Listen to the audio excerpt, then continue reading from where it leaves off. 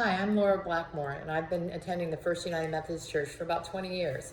And I also serve on the Finance Committee and on the Leadership Council. And I don't know about you, but for me, the ebb and flow of emotions during the past 3 months have been exhausting. I have a news app that seemingly never stops to update things with constant distresses, if you will, of whether it's the coronavirus cases or protests or riots or just really bad news. And I find that my stress level increases significantly each time I hear an update. I work hard to keep my mind renewed, but it takes a concentrated effort to not be thrown a bit with the constant updates.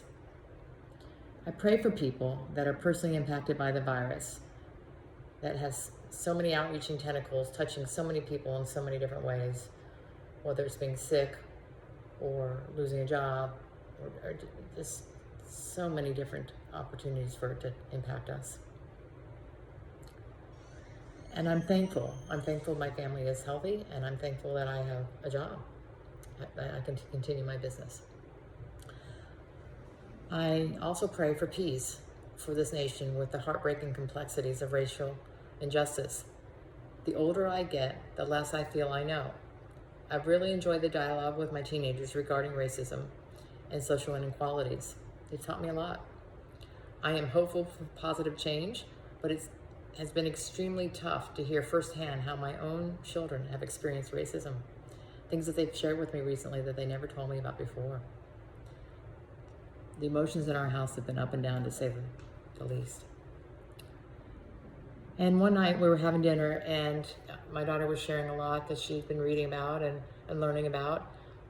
And it hit me that I really need to remind them that while it's very important to understand the inequalities and social injustice and fight for what's right, justice is right, they need to first pray.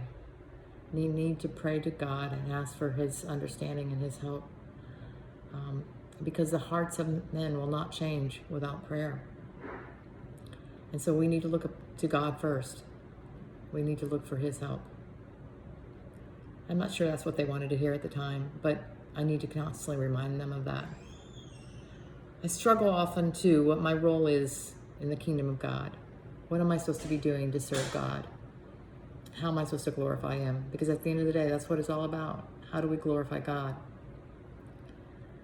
I can too easily get narrowly focused on my to-dos, my personal responsibilities, and it leaves me exhausted at the end of the day for time to do anything else.